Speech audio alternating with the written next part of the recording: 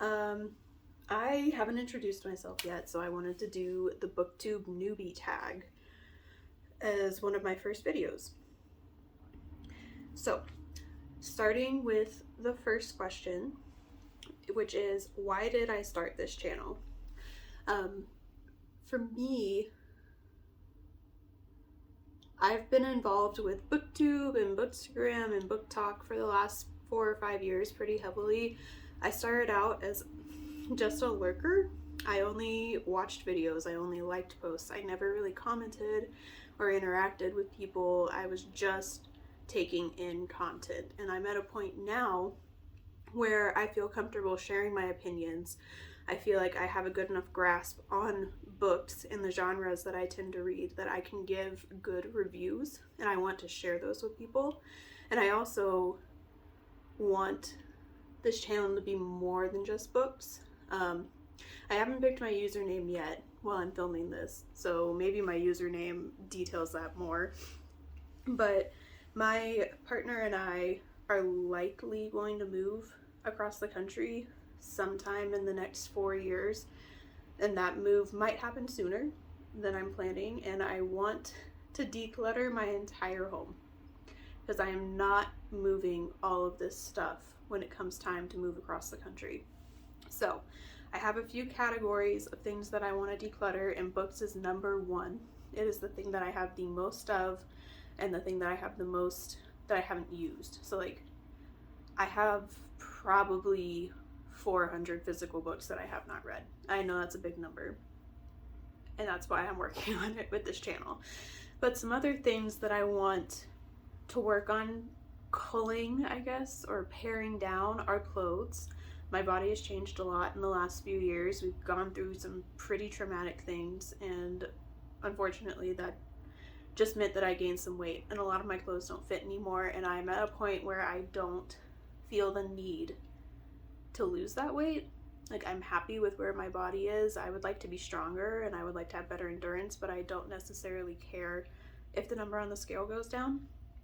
But because of that, I have a lot of clothes that don't fit. So I need to go through them and get rid of the ones that I can't wear anymore and ones that I think will never fit me again. And then the third category of things that I'm working on getting rid of are toiletries, bathroom products like shampoo, conditioner, lotion, home goods falls under this category too. So like cleaning supplies, I don't need to hoard cleaning supplies. I don't need to hoard candles. Oh, makeup. Makeup is in that category too. I would really love to have this category be shrunken down so that I only have 1 or 2 of every product besides palettes. I'm not going to be able to use up these palettes by the time we move, so my goal for the palettes is to use up 1 or 2 of a face palette and 1 or 2 of an eye palette, and I'm really close on a few of them, so I think if I focus in on those, I can be done with them by the time we eventually move. But there's no way without just getting rid of stuff or wasting the product, essentially, for me to use up those palettes by the time we move. And then my final category is going to be craft supplies. I've already gone through and I've counted how many skeins of yarn I have. Some of those skeins have planned projects, but most of them don't. So my big goal with crafts this year is to use up that yarn and not buy anymore. And then another section of craft supplies that I have are other fiber arts. So I got a sewing machine for Christmas, I think last year or the year before. It was 2023, not 2024. And I've made a few projects with it, but I also have a ton of clothes that I've put up there to fix or alter so that they fit better, or so that I can fix the holes that have come up in them. And I also have a t-shirt quilt that I've started and am nowhere near finished. Even though the t-shirt quilts I've made in the past, I've busted out within a few weeks. For some reason, this one is just taking me forever. It's been years. I feel like I started this years ago, and I need to get it done because it's taking up a spot in my craft room that I need cleared, but I don't have anywhere else to put the things. So I need to work on that soon so that I can get that spot cleared up and do what I want to do with it. I also have like some paints and coloring and like puzzle books and stuff like that, and I'd really like to try those out before getting rid of them. I'm trying watercolors right now and it's going well, but like I don't need 5 Sudoku books or 5 crossword books. I don't even like crosswords. I prefer word searches. So I need to go through those and see if there are any crossword books I want to keep, get rid of the rest, figure out what to do with them. But yeah, that's, I guess, the long version of why I started this channel. It's technically Booktube, but I'm going to put in a lot of lifestyle stuff as well. Question 2. What am I most excited about for this new channel? I've already made quite a few friends in the bookish community through Patreons and just becoming a little more active on the social media I already have and commenting instead of just lurking. But I can always make more friends, and I think that's what I'm most excited about. I'm most excited to find people who like the books that I like or who have interesting opinions about ones that I didn't like. You know, I don't want to live in an echo chamber, so I'm excited to meet people who challenge my opinions and make me think about it a little more deeply. Question 3 is, why do I love reading? Lately, it's been because of the community. I've found a silent book club, I found a romance book club, my hairdresser wants to start a book club, and then I have my online community that I found. And these are people that I wouldn't have met if I wasn't reading and if I wasn't participating in bookish social media. So right now, that's the reason I love reading. But I've been a lifelong reader. When I was a kid, I would read, I didn't count, but I'm sure it was hundreds of books every single year. I was always winning the free pizzas from Pizza Hut. I was always beating my AR goal. I basically lived in the library after school while I waited for my dad to be ready to go home. He was a teacher and I had to wait for him to be done grading and doing all of his lesson plans and stuff. And I would just go sit in the library and read every single afternoon for hours. And I still love to read. I don't read that much anymore, and I also have a very poor attention span now, so I can't focus for that long. But it's just always been a part of my life. And my parents always read, and they read to us as kids, so it's always been an important part of my life, and I don't want to lose it. So that's why I love reading. Number 4 is, what book or series got me into reading? I think as a kid, the first book series I remember reading was Harry Potter. I don't like the author anymore, but I will always have fond memories of my parents reading those books to us while we were going to bed. And then throughout middle school, I was really obsessed with Charlie Bone, the series of unfortunate events in the Princess Diaries. And throughout high school, I was taking too many classes. I took every single AP class that was offered to me, and I had so much homework and I was so stressed out that I kind of stopped reading at that point. And then when I went to college, I also wasn't reading that much. But I took a science fiction class and they had us read Ready Player One by Ernest Cline, I think, and then Kindred by Octavia Butler, and what was the third one? The Space Merchants. I can't remember who that one's by. But those 3 books were the first things that I had read in years that I didn't want to put down. Like, I could not stop reading. It was never a struggle for me to get through the reading assignments for that class because I was enjoying it so much. And then I kind of fell off again. Because of course I did. I had too much homework again. I was taking as many credits as I was allowed to so that I could try to graduate on time because I had studied abroad and thrown off my schedule. And I just didn't have time to read after that class. So once I got into grad school, I remember very vividly seeing an ad, I think on Instagram, for The Invisible Life of Addie LaRue by V.E. Schwab. And I remember getting my first grad school paycheck, which was the most money I had ever gotten paid. before. So I was riding a high off of that, and then I found this book and I couldn't stop thinking about it, so I bought it. And then I immediately read it and I loved it. And I think that was what kick-started me getting back into reading now. So that was about 4 years ago, and I have not stopped reading since. So, yeah. Question 5. What questions would you ask your favorite booktubers? I think in their videos they answer most of my questions. So like what their favorite books are, what they think of certain books, what their favorite genres are, favorite authors, all of that stuff they usually answer in their videos. So I wouldn't want to ask them any of that. I think the only thing that I would want to ask them would be, why did they start their channel? What made them want to start sharing their opinions online? Question 6. What challenges do you think starting a booktube channel will be the hardest to overcome? I'm anxious.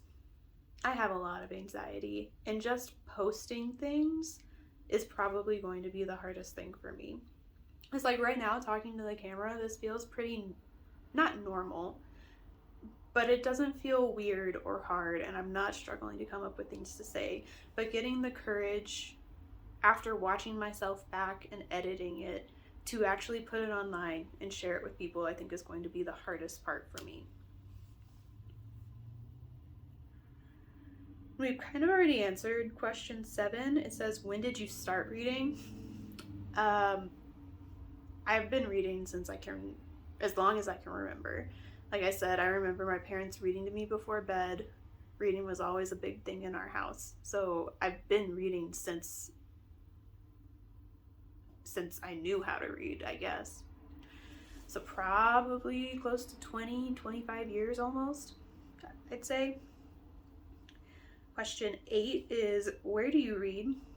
I read everywhere. I read at work, I read in bed, I read on the couch, I read when we're driving places. If you get car sick, I'm really sorry for you, because reading is how I pass my time. I read in our craft room. I read when I'm house sitting or pet sitting. I bring a book with me pretty much everywhere, and I read everywhere. I'd have to say my favorite place to read is probably in a nice comfy chair. So either my couch or the chair that I have up in my craft room with a light over me, because if I don't have a light over me, I fall asleep. And I find it hard to read, and I don't want to strain my eyes. And question 9, what kind of books do you like to read? My favorite, well, I guess I don't really have a favorite genre. I really love mystery, but I don't read it that often, so I feel weird calling it my favorite. But they are the books that I enjoy the most. I also really enjoy contemporary romance. I've ventured into some monster romance. I haven't really tried dark romance. I liked what I've read of monster romance, but I've really only scratched the surface. I've only read 2 or 3 from that genre. I've liked a lot of what I've read in contemporary romance, but I have found an issue with some authors, and people love the authors that I hate, so it's probably a me problem. But some authors I feel like focus too much on the sex or the steamy parts and not enough on the writing and developing the plot. So I find myself reading a romance book, they're having sex or whatever, and I just don't care because I don't know enough about the characters. We haven't seen them outside of the enclosed setting of being together. Like, I don't know. Long story short, I like romance, but I'm picky about it.